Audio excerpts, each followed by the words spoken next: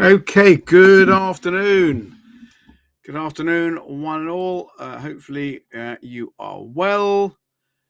Good afternoon to you all. Good afternoon, real life. Here we go. How many giveaways? Are we all about giveaways? There you go, real life. Welcome to you all. If this is your first stream with us, you are more than welcome. Do get involved. Let me know where you're coming in from, where you're listening in from. Let me know why you're here as well. Are you here just for the giveaways, or are you actually here to maybe learn something? Hopefully, the latter. Giveaway is just a bit of a bonus, I guess. We are actually going to have a little giveaway. These high impact news events we do periodically throughout the month. And we normally have a little giveaway as well, just to test your knowledge. And today is going to be no different, although this is not going to be a high impact news event. Why? Because CPI, Consumer Price Index, isn't going to happen today. Because of the government shutdown in the US, the CPI, as with all the other main data, has been suspended, postponed, or what have you.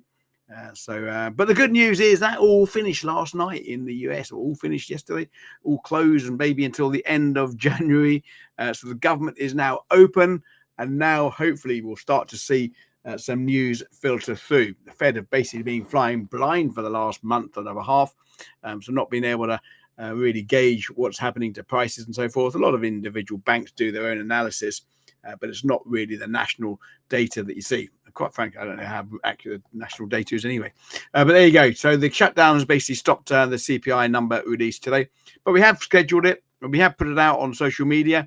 We have invited you in, so I thought I'd come online and just say hello anyway, regardless if there's CPI. But Instagram said there will be giveaways. Yes, there's going to be a giveaway. We're going to give away a $12,500 assessment account from in our experienced trader program, which is our most popular program. Hi from Zimbabwe, currently in India for studies, real life. Good to see you. Good to see you. So while I'm on here now, I know there's not a massive amount of us in here. Simmer Hills again, he's back with us. Good afternoon, Ivan. Lahoz, good afternoon to you. Good to see you.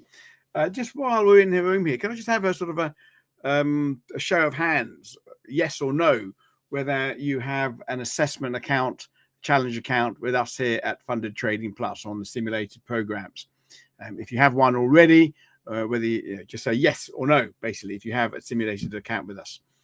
Actually, within that, a yes means if you've had one in the past, but maybe maybe it's breached or something, and you're thinking about doing another one. But if you've had an account in the past or you have one now, just give me a yes. If you've never had an account with us, then just give me a no. Just a bit of a internal little survey for me. Great to hear from you, Ivan, from the Dominican Republic. Good to see you in the house. Okay, so if you are new, let me just tell you, I'm going to do a little quiz on the CPI, a bit of data about the CPI. I know a lot of you have I've got your chat GPT up on your other screen, if you've got another screen, or on your phone to key in the answer. I guess if you don't listen to me, that's okay. I mean, everyone uses AI now for everything, don't they? So I don't doubt for one moment people aren't using AI to answer these questions. But I prefer you obviously listen to me and what have you. So I will just basically talk a little bit about CPI over the next 5 minutes. Then I'll drop some questions out there so that hopefully you don't need to use CPI if you've basically happened to listen to me. What we got here? Ivan, no. Christopher, no. Ivan, Christopher, you have said no, and that's absolutely fine.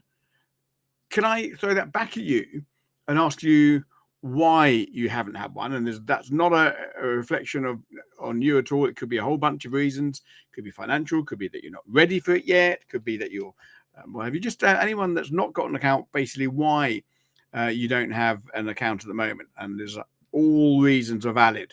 This is not an enticement to take an assessment account. We don't want people doing this unless you're ready for it, unless it's something that that you think you're going to benefit from. This is not, as a hard sell. But just like to know what is sort of holding people back from taking assessment accounts.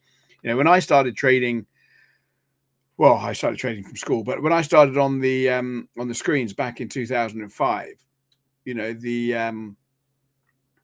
and I was 2005, 2006, I didn't have a very good start. I must admit, I lost a lot of money, but then I sort of reinvented myself, and things turned better really 2006, 2007 onwards.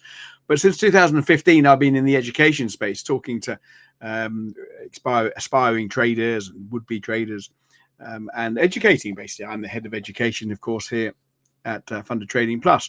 But in those days, 2015, everyone had to use their own money. And what was happening is that traders were coming in with $1,000 or $5,000 or $500 or $100, whatever it was. And because the accounts obviously were so small, traders would generally just take on too much risk and end up blowing up the accounts. But now with the sort of evolution of the prop industry over the last 5 or 6 years, really, a bit longer maybe, but certainly 5 or 6 years, people have been looking at it. There's no reason to trade your own money. You can trade, prop money. And obviously, if you're trading bigger account sizes, you don't have to be going for those big winners. I don't understand why anyone that's thinking about trading, that's tuning in to these streams, that's thinking about trading, is using their own money. It just doesn't make sense to me. You were born in 2005, 20 years old. Oh, well, there you are. Financial reasons. Yep, I understand that. If you're at college, then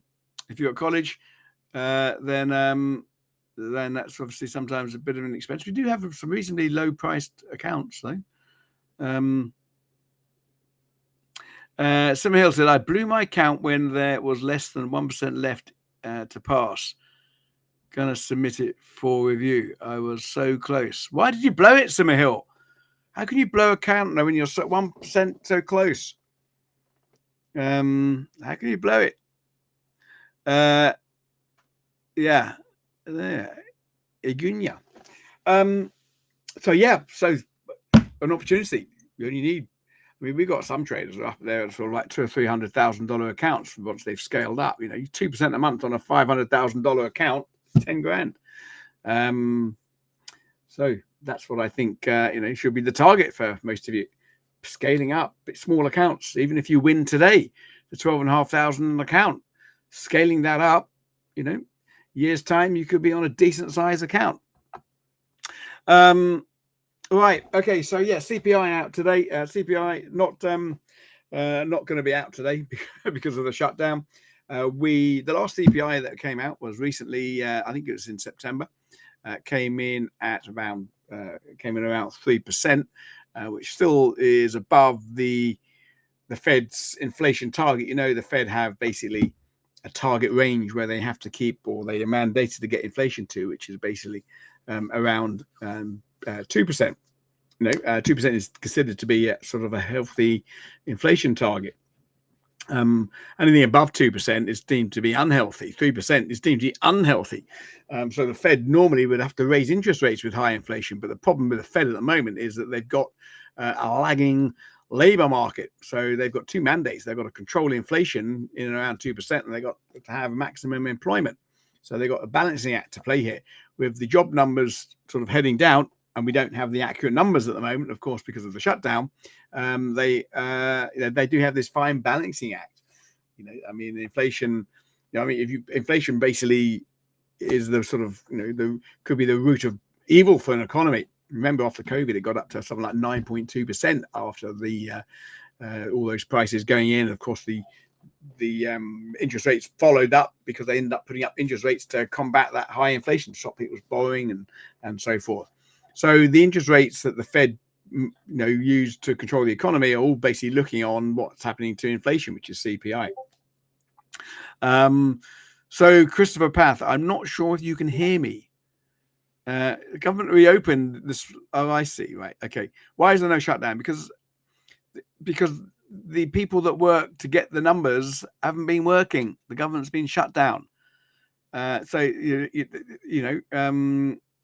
We've just basically seen these government workers not being paid for the last month, so they haven't gone to work, so they haven't been able to collate all the numbers and do their research that they normally put into behind these CPI numbers, Chris. So now that they're back at work, now they can hopefully get to work, and the next numbers that will be coming out hopefully will be sort of from data that they've collated with some accuracy as opposed to just guesswork. So they've signed and reopened. Good point, but it takes time to collate the numbers. That's why, if you're listening to me there. So inflation, CPI, it's different than the main measure of inflation that the Fed use. The main measure of inflation that the Fed use is PCE, stands for personal consumption expenditure, which basically, again, it's a basket of components,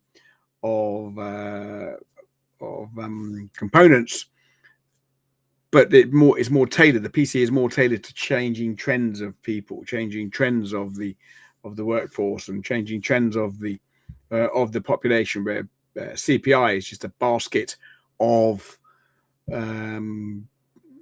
goods and services. So you might have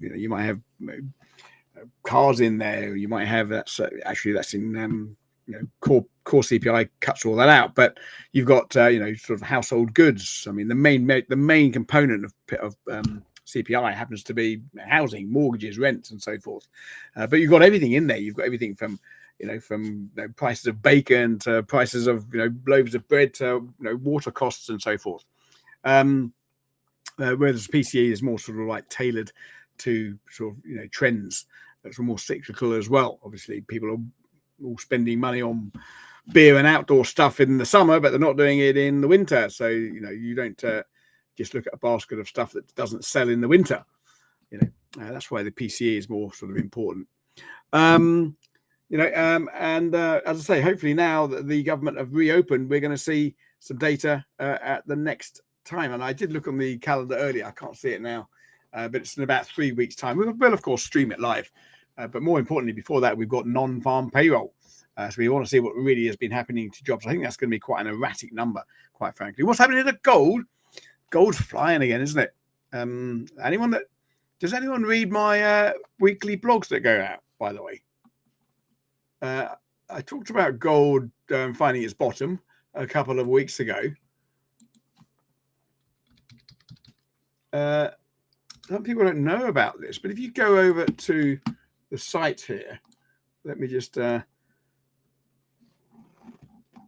you come down to the site here, our site, and join our mailing list, subscribe to the mailing list, enter your email in here, you'll get to see my weekly blog that goes out. Also, if you go to the education section of the website, you can also read it in here, the recent one, which basically where is it? It is going to be in here. Where is it?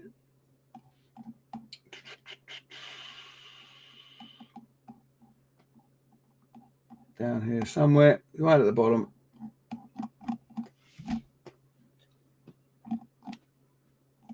Join the P. Where is it? Not there. Right, we'll sign up. You can sign up by adding your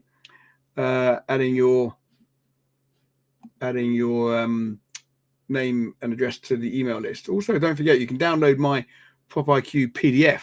This is a 101 guide to trading. It's a fantastic book I put together. You can get that in there. But anyway, this weekly blog I do, I sort of look for the week ahead and what's sort of been driving the markets. I talked about gold going up. I also spoke this week. This week I talked about selling the buying euro pound. Now, there's not investment advice. We don't give investment advice here, but I give my reasons for it. It's all education, which obviously, it's all part of what we do here. The education department is here to educate you into getting to think like a trader, and that's exactly what sort of the motivation is for me coming on and talking to you on these live streams, to hopefully mentor you and educate you. so that you maybe have that edge in the markets, the edge that most retail traders, I think, don't actually get these days. We spoke about the euro pound. We spoke about pound Aussie. What great calls they are. And gold as well, another one. Right, I have. Does PC affect the charts? Yeah. Does PC affect the charts? All the inflation numbers affect the charts. Of course, that's why we listen and watch these data releases. I personally don't trade the fundamentals in my day trading, but I will use my fundamental analysis for my longer term stuff, which is not doing too badly, seeing stocks are pretty much on all-time highs. Gold's on pretty much all-time highs. There you are. Right, okay, so just as you know, we're all grown ups here. This is meant for education and not indeed meant for investment advice. If you need to seek investment advice, speak to a independent financial advisor that is qualified. This is meant for education and entertainment purposes only. Come on, we all know about that. I don't know. Do people actually listen to me when I come on these streams? There's CPI today. No CPI today. We're in shutdown, so no CPI. Maybe I'm speaking too fast. Maybe just people don't listen. Right, here we go. We're giving away a $12,500 experienced trader program account in our simulated accounts. So this is there's no real capital in our simulated accounts. It's all virtual capital, and all payouts are made from virtual capital as well. This is a $12,500 one. Again, it's the lowest of the assessment programs that we offer. But of course, you can scale this up. So if you do win this today, don't take it as as that's it. You can use your skills to scale this up. There's scaling programs that you could turn this into a $100,000 account in no time at all. So the first question today, listening attentively. First question today is. What is the main category that makes up the CPI? Everyone's now on the chat. What's the main category that makes up CPI? You all know that, don't we? You don't have to do chat for that, do you? Surely. I think the winner got the gold price. No one got it close. No one got it. So don't worry. Winner was not announced. It was announced to the winner. The admin sent out an email.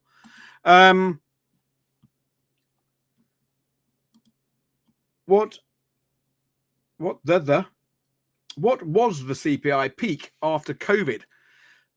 So after COVID, we had, obviously, I mentioned it a moment ago, we had a big rise in inflation, big rise in CPI, and that took us to a high not seen. Well, we hadn't seen a back. I mean, the high of CPI I think was in 1919. It came in at 27.8%. Since then, it's been more realistic. But what was the high since COVID of CPI?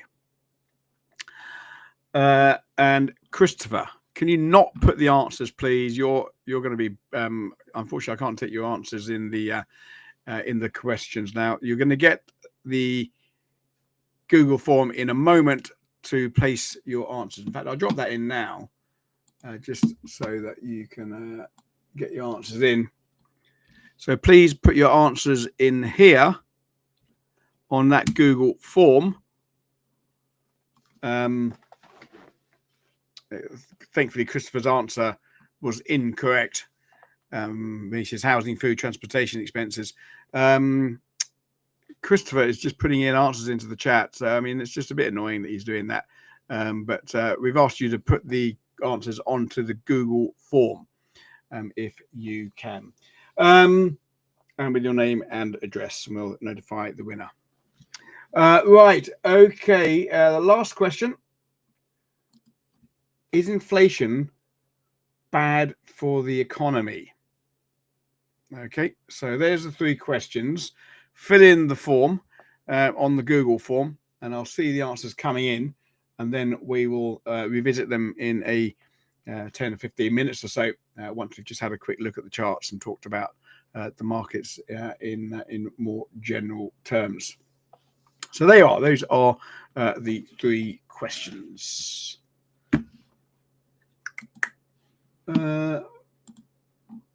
Right, there you go. Good. Right. Okay. So what is going on? I always like when I'm trading. If you're trading the currency markets, okay, you know the currency markets are made up of pairs, right? So it's one currency traded against another currency. It's one of the reasons why I came into Forex when I started day trading, 15 years ago. 10 years ago, really, 2005, 2006, because it was two-dimensional. There's two trades going on. You're one economy pitched against another economy. If you looked at what I was speaking about this week, speaking about the UK and the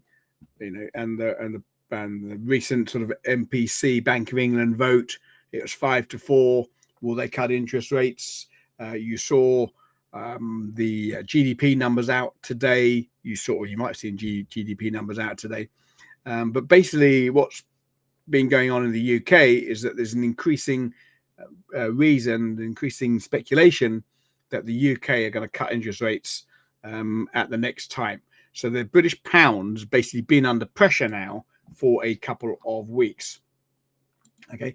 And one of the reasons why I trade the currency markets is because this tells me which currencies are strong and which currencies are weak. So when I put this report out on Monday, my blog on Monday, I was talking about the weakness of the British pound. Okay, and today's GDP numbers, of course, or today's GDP numbers came in weaker than expected, and pounds had a rally. So that short-term news doesn't always affect the currency, but the overall bigger picture does. The reason why I use this is it tells me which currencies are strong and which currencies are weak.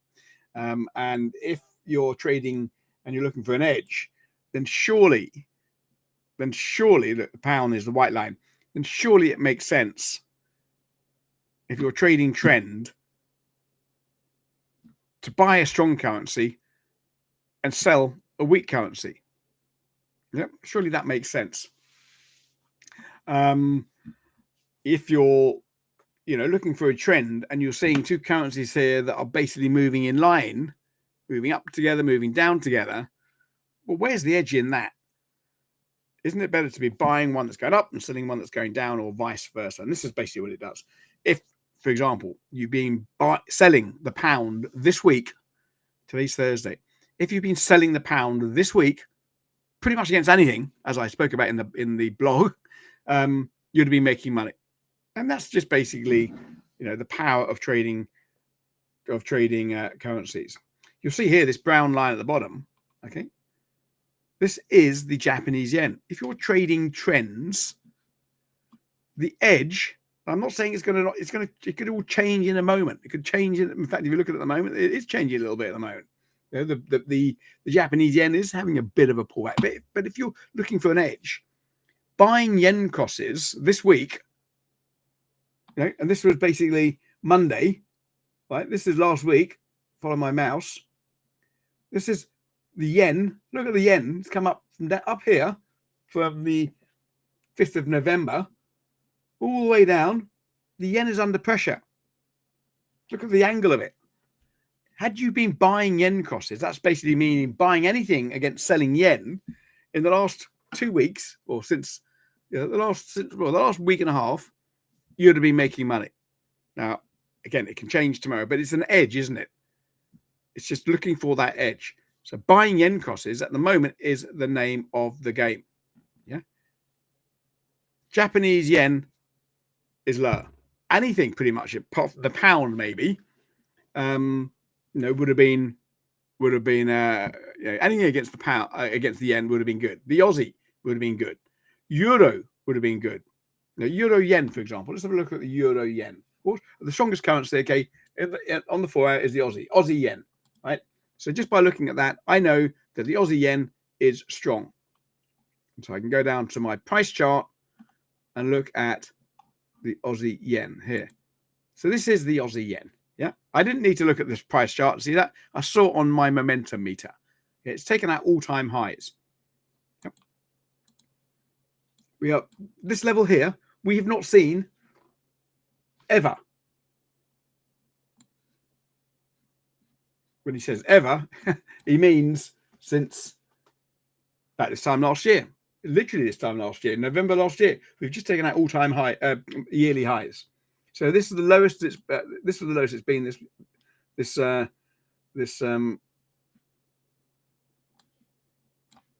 That there happens to be my naked trading, day trading strategy. It would have got you into buying this back on April. Anyway, I can't remember if I traded that or not.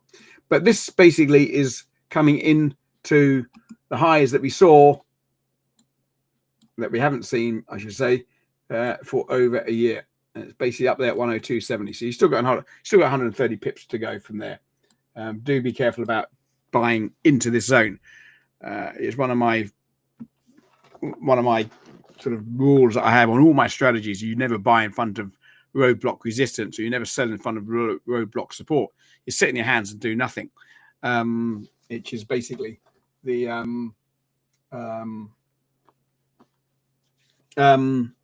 it's basically I'd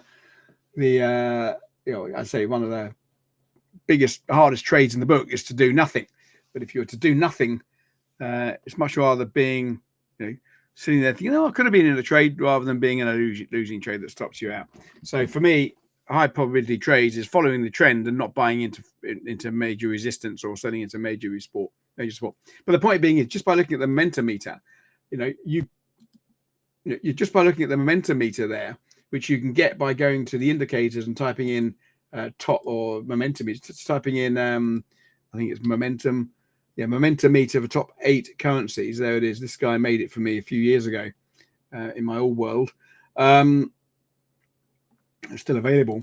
So just drilling down on the 1 hour chart, how many opportunities have you had to be buying this currency this week? Yeah. Well, you're not going to be buying in here. But once you break out into this range, perfect. This is almost coming into a boomerang pullback at the moment. Look, that's a boomerang trend trade going on right there on the 1 hour chart for the Aussie yen. I don't know why that's very like that line like that.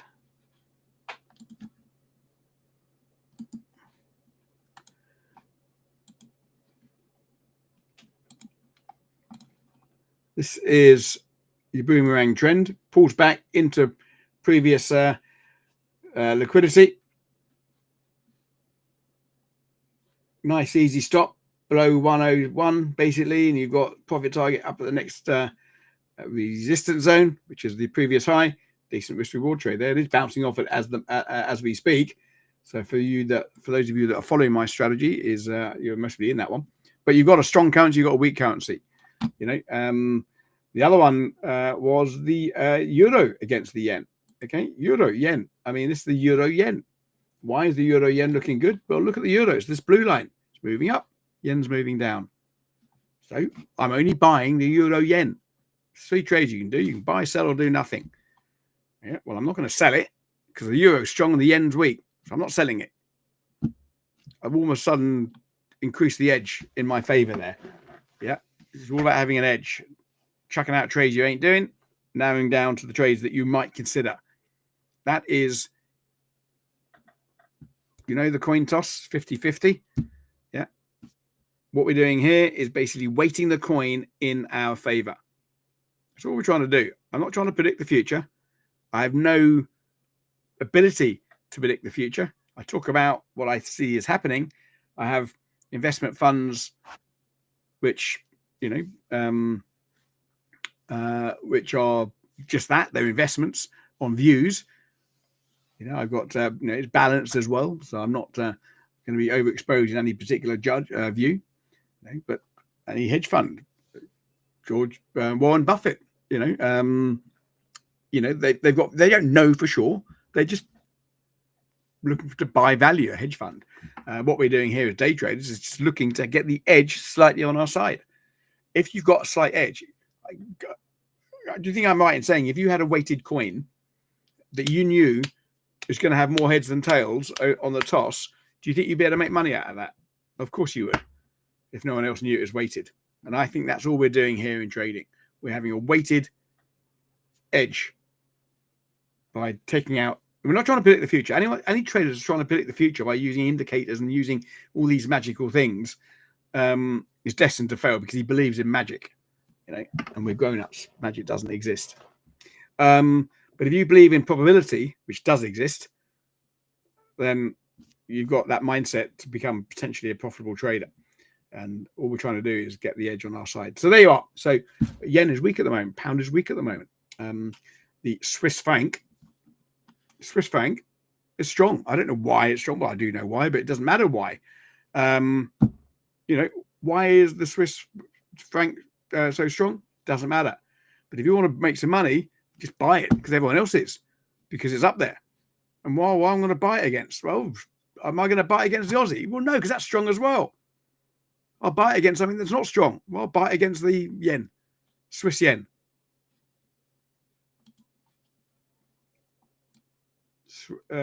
Swiss yen. Oh, that's the CAD yen. Swiss yen. Boom. That's without even having to look at the chart. And you got another boomerang, and you got your strategy to. There you go. That's your boomerang trend continuation trade. Anyone that wants to know about these strategies I teach, head over to. You can always. Well, if anyone actually wants to learn more about this stuff, which really is very, very powerful.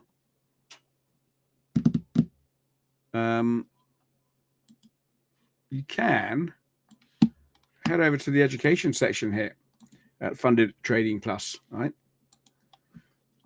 I teach all about everything you need to know, basically. Beginners, intermediaries, professional mindset. Talk about probability in here. Talk about how amateurs trade and professionals manage risk, about knowing your strategy, risk on, risk off, correlation. Goodness gracious me. I look at all the trading accounts. Well, not all of them, but I look at a lot of the trading accounts here at FTP, simulated trading accounts, and the amount of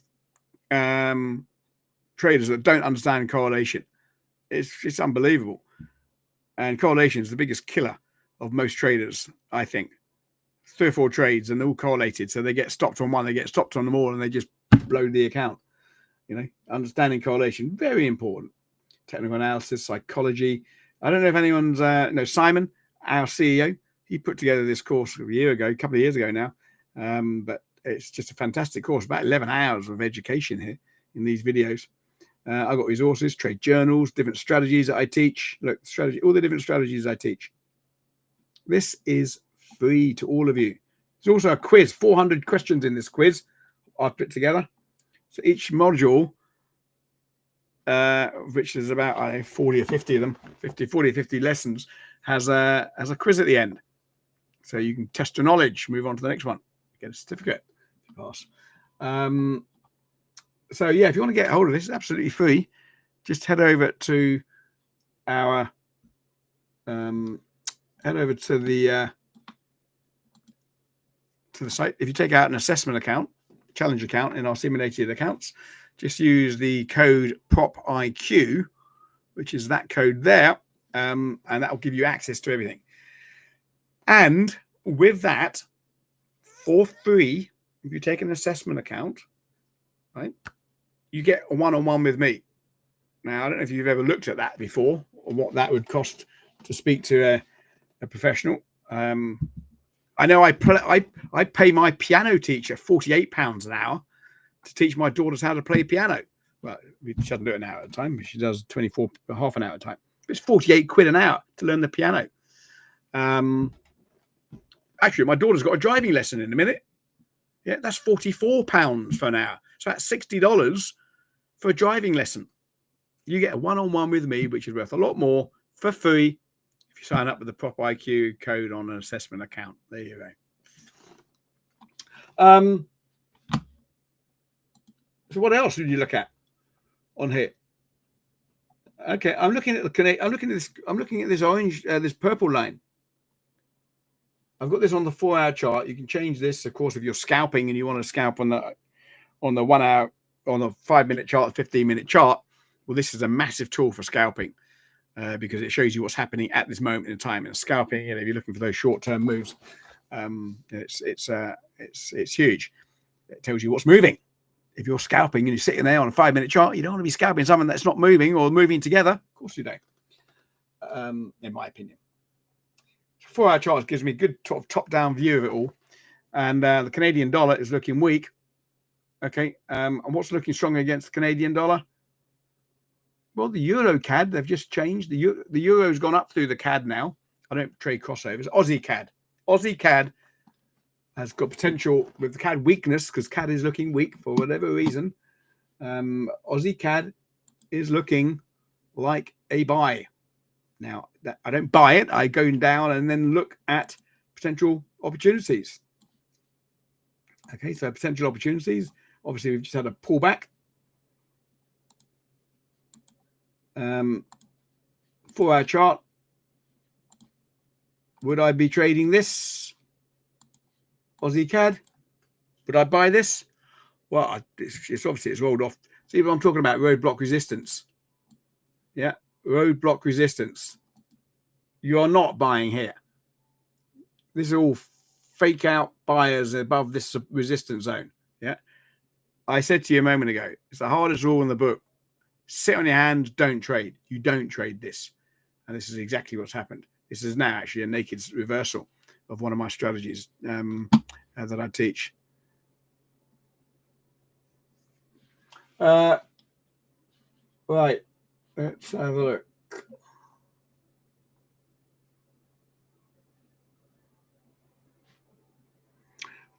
Just bear with me a second. Okay. Right. Okay. So, time has flown by. Well, look, hopefully you've learned something there. I mean, trading, I've seen so many people, so many traders, and so many chat rooms really making this complicated. Yeah.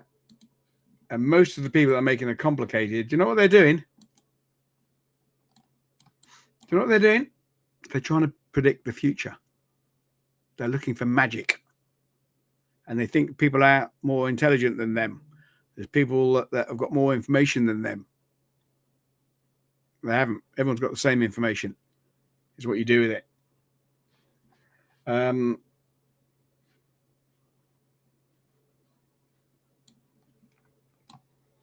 I will tell you now that on my boomerang reversal, and I haven't got this. Oh, this is silver. I thought that was a bit odd. But it's going to be the same as gold, I would have thought. No, it's not really. Just this silver at the moment has got a potential reversal pattern coming in here. Take the high, pull back, fails to take out the high. That is a reversal pattern in silver now happening. If you trade that strategy, don't sell silver now just because I've said silver is on a reversal. That's just one trade. It's trading about an edge. It's not one trade, but that is a reversal pattern. Again, it's all explained on the Prop IQ. But looking at gold, yeah, gold's flying. Gold is flying, and we've got a little bit of a pullback now as it gets into 2,250, putting back. But here's my view on gold. I wrote about it again in the blog, right? This week's blog. This is a view. Don't go and buy it. Gold had a massive, massive move up. Yep. Had a fantastic move up pretty much November. 4th of November. Well, let's have a look here. Let's just go to the daily.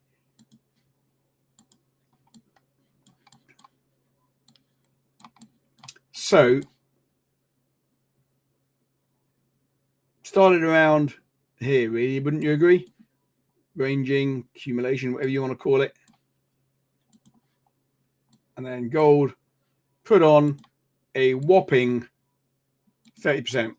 That's one of the reasons why I've got a gold ETF fund that I was in from a long time ago. I was going to get rid of it because I've got quite a lot of money in it, and just was not doing anything. I was looking at gold move all the way up past 2,000, 3,000. It just wasn't doing anything. And now finally it's caught up. So my ETFs in gold are now paying way. Anyway, it's been quite a good few months for me. But I mean, in terms of the investments, it's not something I sell or not something I would go and start trying to day trade. But all the buyers that have took this gold up, yeah, and everyone was talking about gold. I didn't really get taxis these days, but when the taxi driver and the school mums and everyone talks about buying gold, it's time to get out. And my just bear with me a second. That's delivery. I think. Let me just check. Bear with me a second. It's not delivery. It's my daughter. Just bear with me a second.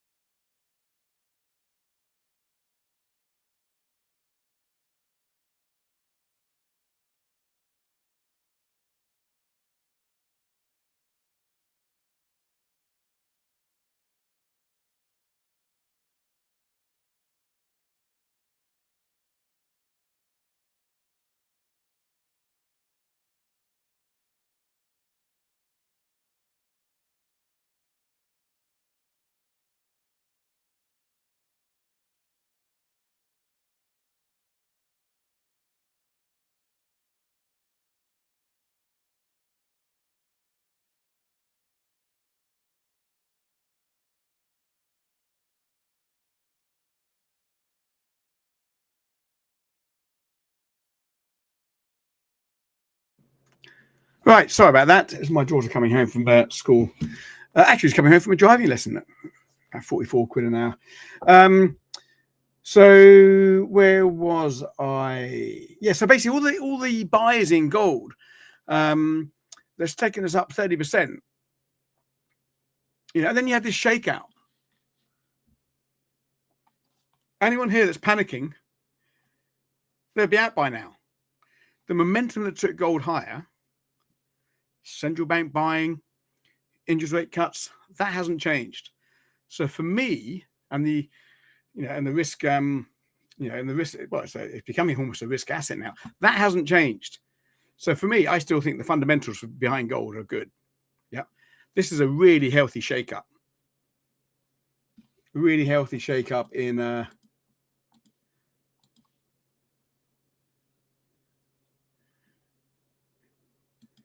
We talk about the 50% all the time. This is basically. Do you think that is random?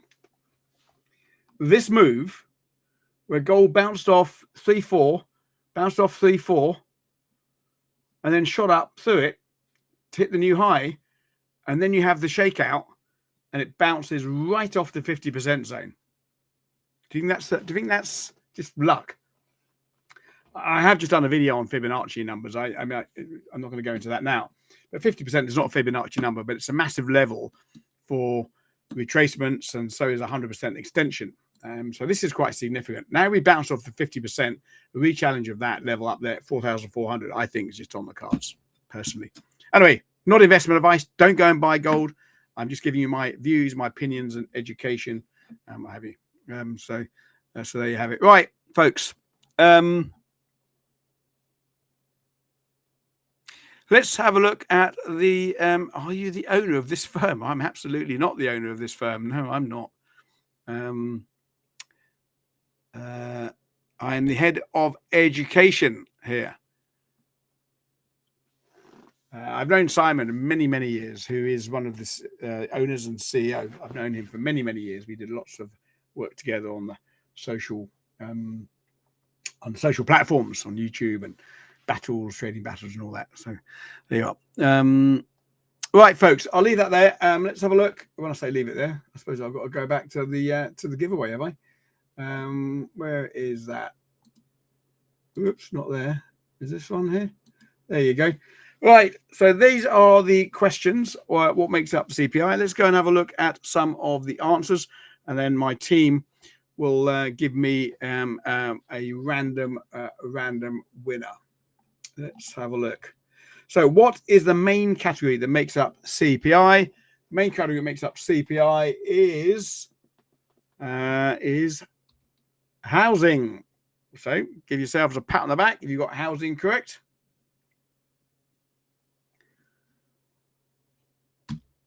What was the CPI peak after COVID? Well, CPI after COVID got to free stuff.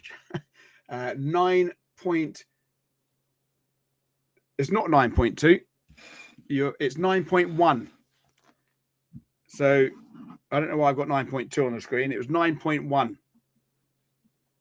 So I don't know if I need to change that or not. Anyway, it's 9.1, so I don't need to change it. But so if you've got 9.1, pat yourself on the back. And the last question, is inflation bad for the economy? And the answer to that is not necessarily. Okay, so we always think inflation is bad, but it's not necessarily bad. Economies that are running at 2% inflation are deemed to be healthy because it encourages investment, it encourages spending, because obviously if there's no inflation, inflation is, or let's go the other side. Let's say there's deflation. People will put off buying that washing machine because they know they can buy it next month because it'll be cheaper. They put off buying a house because they know next month it will be cheaper. So inflation is not necessarily bad, but big inflation is, of course, not very good. So there you are. So the answer is not necessarily. So let's have a look then. Let's have a look who we've got. I'm just going to take this document and send it off to my team. They can randomize it, and we'll see who the winner is. Just bear with me a sec. I'll come straight back once I talk. My team are not talking, so just bear with me a second, and I'll see where they are.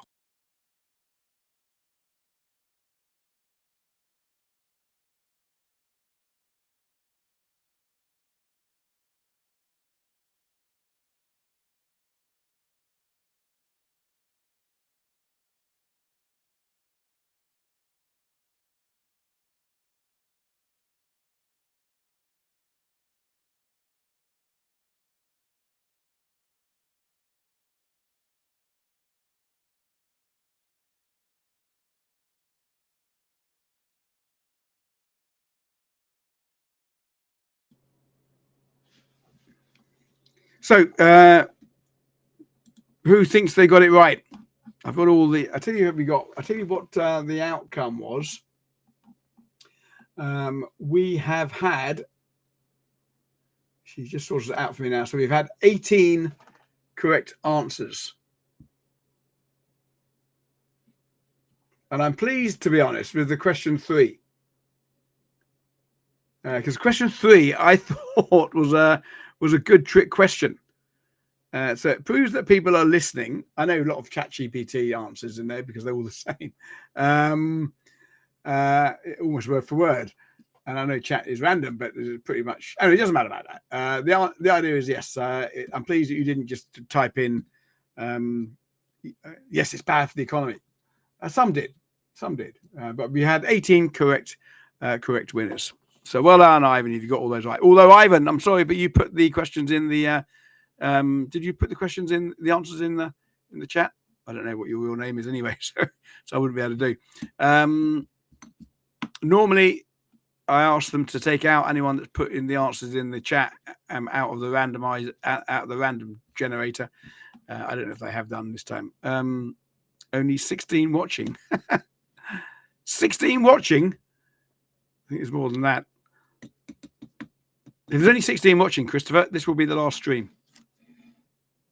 Right. Okay. So let's have a look then. The answers. You've got the winner of today's. It's just come through to me now. I need to put it into the tool. So let me just copy and paste from there. Stick it into the streaming. We've got.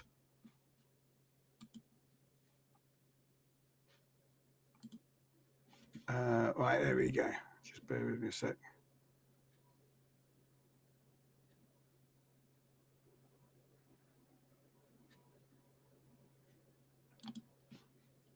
And here we got 92. Right, the winner goes to.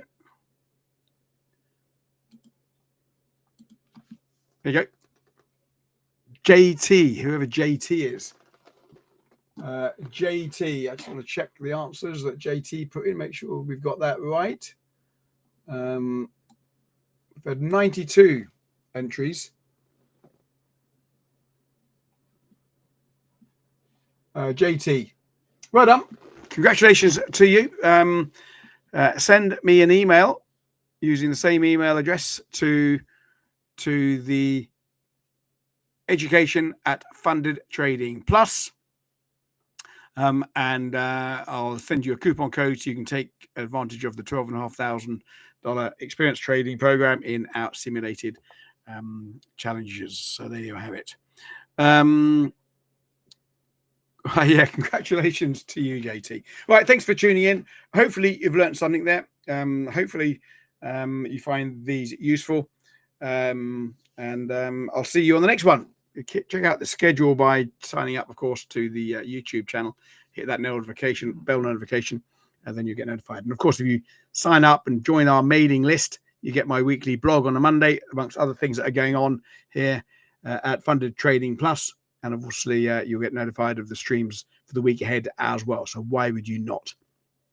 And if you want to take advantage, of course, and have that one-on-one with me, sign up for an assessment account. Use the word POPIQ, and we'll get that arranged as well.